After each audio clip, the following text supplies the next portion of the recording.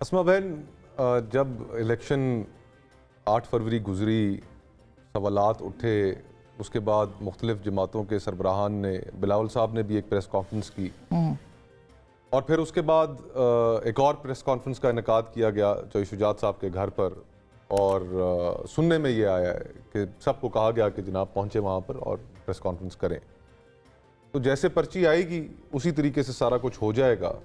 लेकिन सवाल ये है कि आज जो सियासी जमातें हैं समझती हैं कि अगर उन्होंने इस पर्ची के इंस्ट्रक्शंस के ऊपर अमल किया तो उसकी एक कीमत अदा करनी पड़ेगी।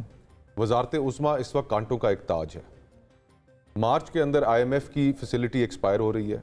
आज डॉन अखबार में बिजनेस पेज में उनकी हेडलाइन थी कि एक बैनुल अक़वामी इदारा है फिंच के नाम से, और उन्होंने कहा है कि पाकिस्तान को जो $6 अरब का नया पैकेज दरकार है उसको हासिल करने में भी मुश्किलात का सामना होगा, क्योंकि पाकिस्तान के अंदर सियासी बेयकीनी बहुत बढ़ चुकी है और इलेक्शनों के ऊपर भी सवाल है। और वो ये चाहते हैं कि तहरीक इंसाफ भी हुकूमत का हिस्सा बने। अब उसमें ये भी है कि अगर वो नहीं होंगे तो फिर मुस्तहकम नहीं। अब पार्लिमानी इस्लाहात में जब इस तरह की सूरत हाल का सामना हो जाए कि जिस जमात के पास अक्सरियती सीटें हैं वो हुकूमत ना बना सके और बाकी छोटे ग्रुप्स और छोटी पार्टियां जो उससे कम सीटें रखते हैं वो मिलकर हुकूमत बनाए, तो उसे माइनॉरिटी गवर्नमेंट कहा जाता है। अब माइनॉरिटी गवर्नमेंट ज़ाहिरी बात है उसके पास उस तरह का मैंडेट तो नहीं है, जब नाम ही उनके लिए यही इस्तेमाल होता है। ठीक बात। तो फिर ये चीज़ें हासिल करना तो मुश्किल होंगी।